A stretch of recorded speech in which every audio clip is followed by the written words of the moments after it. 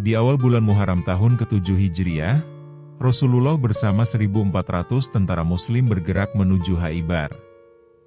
Khaibar adalah sebuah kota besar yang memiliki banyak benteng dan ladang, yang letaknya 100 mil sebelah utara Madinah ke arah Syam. Sesampainya di Khaibar, Nabi Muhammad berkata kepada para sahabatnya, "Berhentilah," dan semua sahabat berhenti.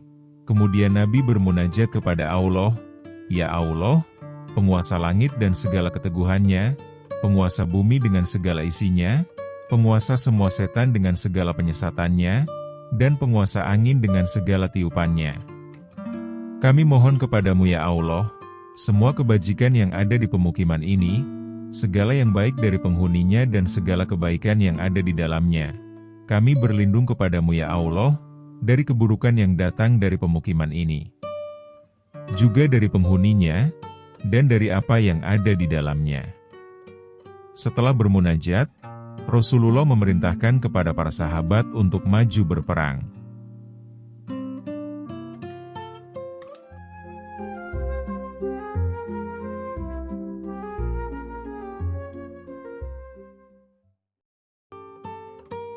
Saudaraku yang Allah rahmati, puja dan puji hanya milik Allah semata. Allah lah yang senantiasa mencurahkan nikmat-Nya kepada kita semua. Sholawat dan salam semoga senantiasa tercurah bagi manusia mulia, Habibina, wa Safiina, wa Maulana, Muhammad, Shallallahu alaihi wasallam. Juga untuk keluarganya, para sahabatnya, tabi'in, tabi'ut tabi'in sampai kepada kita semua selaku umatnya. Saudaraku yang Allah rahmati, pada kesempatan yang penuh berkah ini, insya Allah kita akan membahas tentang kisah yang penuh hikmah dan ibroh, yakni rahasia di balik penaklukan benteng Khaibar oleh umat muslim. Untuk membuka pertemuan kita kali ini, mari kita ucapkan ayatul basmalah.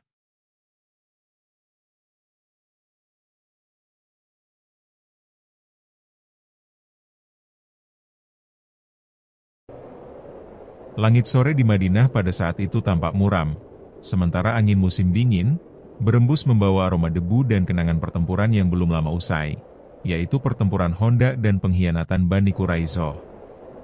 Setelah perang Khandaq, seyogianya Madinah belum sepenuhnya tenang. Sebuah bisik-bisik makar menyusup dari utara Madinah, dari tanah subur yang bernama Khaibar.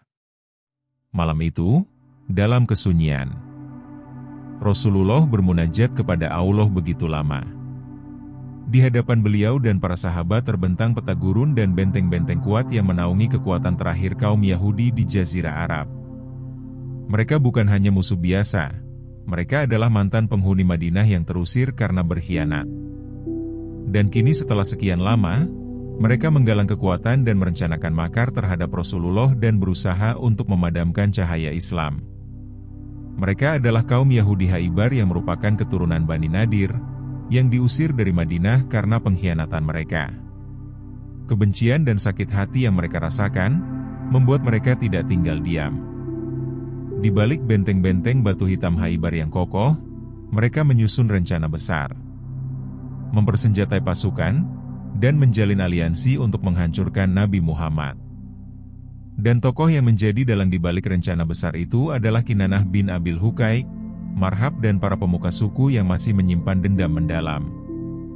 Mereka meyakini kekuatan benteng-benteng Khaibar akan membuat Islam tunduk. Namun, yang tak mereka duga, Nabi Muhammad telah membaca gerak-gerik mereka.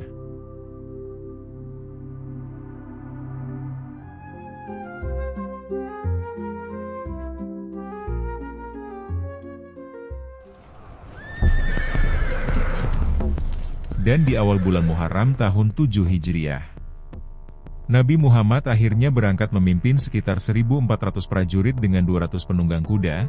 Pasukan ini bukan pasukan besar seperti di perang Khandaq, tapi setiap prajuritnya adalah laskar pilihan yang siap syahid demi membela agama Allah. Diam-diam mereka bergerak ke arah utara. Tidak ada seruan jihad terbuka, tidak ada pula bendera yang dikibarkan di Madinah. Sesampainya di Khaibar, Nabi Muhammad berkata kepada para sahabat, "Berhentilah," dan semua sahabat pun berhenti. Kemudian Nabi bermunajat kepada Allah, "Ya Allah penguasa langit dan segala keteguhannya, penguasa bumi dengan segala isinya, penguasa semua setan dengan segala penyesatannya, dan penguasa angin dengan segala tiupannya. Kami mohon kepadamu ya Allah, semua kebajikan yang ada di pemukiman ini, segala yang baik dari penghuninya dan segala kebaikan yang ada di dalamnya. Kami berlindung kepadamu ya Allah, dari keburukan yang datang dari pemukiman ini, juga dari penghuninya, dan dari apa yang ada di dalamnya. Setelah bermunajat, Rasulullah memerintahkan kepada para sahabat untuk maju berperang. Padahal, biasanya Nabi tidak akan memulai memerangi suatu kaum sampai waktu pagi datang, dan jika beliau mendengar suara azan di tempat itu, beliau tidak jadi memerangi kaum tersebut. Namun, jika tidak terdengar suara azan, beliau akan menyerang kaum itu. Kaum Yahudi yang hendak pergi ke ladang-ladang mereka, seraya membawa cangkul dan keranjang, terkejut dan lari terbirit-birit berhamburan. Dan mereka pun masuk ke benteng Khaybar sambil berteriak, Muhammad telah datang bersama pasukannya. Menyaksikan hal tersebut, Nabi Muhammad SAW bersabda, Allah Maha Besar, hancurlah Khaybar. Bila kami tiba di halaman suatu kaum, pagi harinya orang-orang yang telah diberi peringatan akan mengalami nasib buruk. Sesaat sebelum pertempuran terjadi, Rasulullah menyampaikan nasihat dan motivasi kepada pasukannya. Beliau menunjukkan optimisme dengan melihat tanda-tanda positif dari situasi yang menegangkan, yaitu ketika melihat kaum Yahudi membawa alat pertanian, yang menunjukkan mereka tidak bersiap untuk berperang. Selain itu, Nabi juga mengatur barisan pasukan dan memberikan panji kepada beberapa sahabat untuk memimpin. Akhirnya pertempuran pun berkecamuk antara pasukan umat muslim dengan penduduk Khaybar yang bertahan di benteng-benteng mereka. Khaybar sendiri terdiri dari dua bagian besar. Khaybar bagian bawah dipenuhi benteng dan ladang subur, sementara Khaybar bagian atas berbukit, dengan benteng lebih tinggi dan lebih kokoh. Terdapat 7 benteng utama yang menjadi pertahanan Khaybar, di antaranya Naim, Qomus, Natat, Sya'ab, Al-Katibah, Al-Watih dan Al-Sulalim. Pasukan muslim mulai mengepung satu persatu. Mulai dari benteng Naim. Pertahanan pertama sangat sengit. Dinding-dinding yang tinggi kemudian pasukan panah yang mereka miliki juga terlatih. Selain lubang jebakan yang menghalangi pasukan muslimin untuk merangsek masuk ke dalam benteng. Di sini gugurlah sahabat Mahmud bin Maslamah, yang disiram air mendidih dari atas tembok. Namun, dengan strategi pengepungan yang sabar, kaum muslimin berhasil menaklukkan Naim. Semangat kaum Yahudi pun mulai goyah. Perlahan benteng demi benteng dapat ditaklukkan oleh Rasulullah dan kaum muslimin, kecuali 2 benteng yakni benteng Al-Watih dan benteng Sulalim. Rasulullah dan kaum muslimin mengepung kedua benteng ini selama 10 malam. Imam Ahmad, An-Nasai, Ibnu Hibban dan Al-Hakim meriwayatkan dari hadis Buraidah bin Qasi. Ia berkata, pada waktu perang Khaybar, Abu Bakar memegang panji, tapi ia tidak berhasil menaklukkannya lalu ia kembali. Keesokan harinya panji itu diambil Umar tapi ia pun tidak berhasil menaklukkannya. Nabi kemudian bersabda, besok pagi, panji peperangan akan kuserahkan kepada seseorang yang melalui kedua tangannya lah Allah akan menaklukkannya. Seseorang yang mencintai Allah dan Rasul-Nya. Setelah mendengar itu sepanjang malam, banyak para sahabat yang meraba-raba siapakah gerangan orang yang akan mendapatkan amanah untuk memegang panji itu.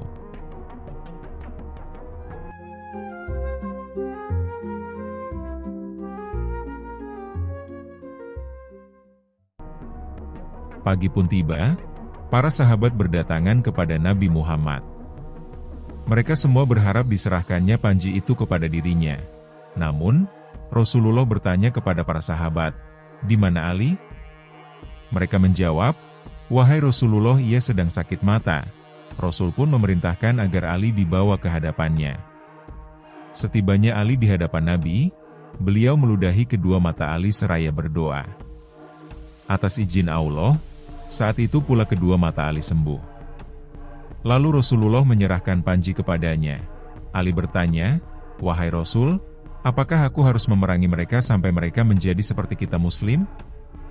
Nabi menjawab, Kerjakanlah wahai Ali. Tetapi jangan tergesa-gesa, tunggu sampai engkau tiba di halaman mereka. Setelah itu, ajaklah mereka masuk Islam dulu dan beritahukan kepada mereka apa yang harus mereka lakukan terhadap Allah.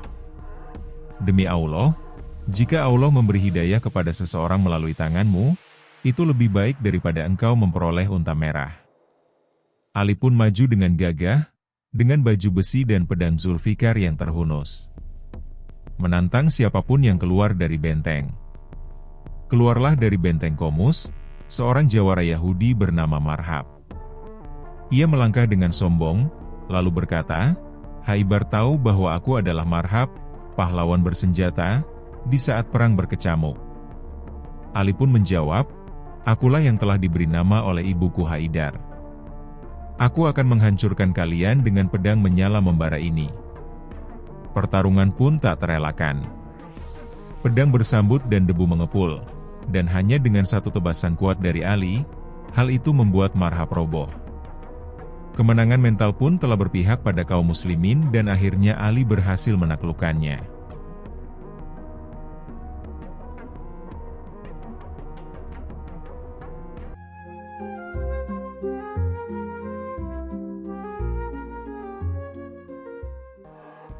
Di sekitar kedua benteng yang belum bisa ditaklukkan itu, kaum muslimin terus melakukan pengepungan.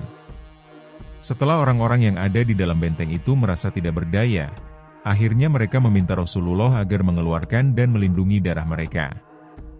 Kaum Yahudi mengirim utusan untuk meminta damai. Mereka rela menyerahkan harta mereka kepada Rasulullah. Permintaan ini akhirnya disetujui oleh Rasulullah. Selain itu, mereka juga meminta kepada Rasulullah untuk bisa tetap tinggal di tempat itu karena mereka lebih tahu tentang pengelolaan tanah di Haibar. Dengan imbalan separuh dari hasil panennya akan diberikan kepada Rasulullah dan kaum muslimin, permohonan ini pun dikabulkan Nabi Muhammad dengan syarat jika kami hendak mengusir kalian, maka kalian bersedia kami usir. Dalam bayangan kemenangan, muncul tragedi. Seorang wanita Yahudi, Zainab binti Al-Harits, istri dari Salam bin Miskan, menyajikan daging kambing bakar. Yang mana sebelumnya telah ditanyakan Zainab tentang daging bagian kesukaan Nabi, dan disampaikanlah daging bagian kesukaan Nabi itu bagian paha. Lantas Zainab memanggangnya dan menaburi racun ke seluruh bagian daging tersebut, lantas ia menghidangkannya kepada Nabi dan sahabat. Ketika Nabi mencicipi dan mengunyah namun belum sampai ditelan, beliau langsung meludahkannya dan berkata, "Tulang kambing ini memberitahu aku bahwa ia beracun." Sementara salah seorang sahabat, Bashar bin Al-Bara bin Matur, ia telah menelan daging kambing itu dan beliau pun wafat. Akhirnya Zainab dibawa ke hadapan Nabi lalu diinterogasi. Nabi bertanya, "Kenapa kamu melakukan ini?" Zainab pun menjawab, "Engkau telah bertindak sedemikian rupa terhadap kaumku. Jika engkau seorang raja maka engkau akan mati dan aku lega. Tapi jika engkau nabi, pasti engkau akan selamat." Nabi bersabda kepadanya, "Allah tidak akan mengizinkan kamu untuk membunuhku." Lalu para sahabat bertanya, "Apakah kita tidak membunuhnya wahai Rasulullah?" Nabi menjawab, "Tidak."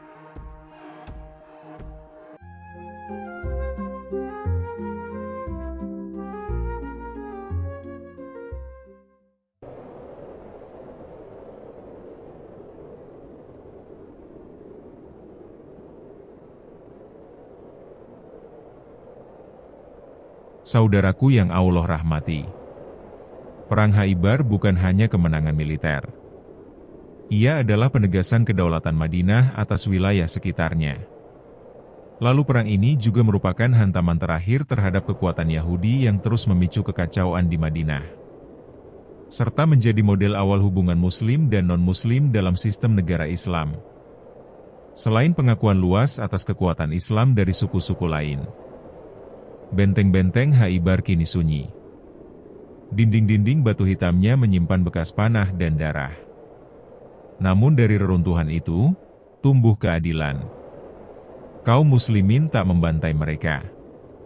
Mereka membangun perjanjian, memberi ruang hidup, tapi dalam keadilan Islam. Perang ini menjadi salah satu tonggak naiknya kekuatan Islam, secara politik, ekonomi dan moral. Dan cahaya yang terpancar dari Madinah, kini menjalar lebih jauh ke seluruh jazirah Arab.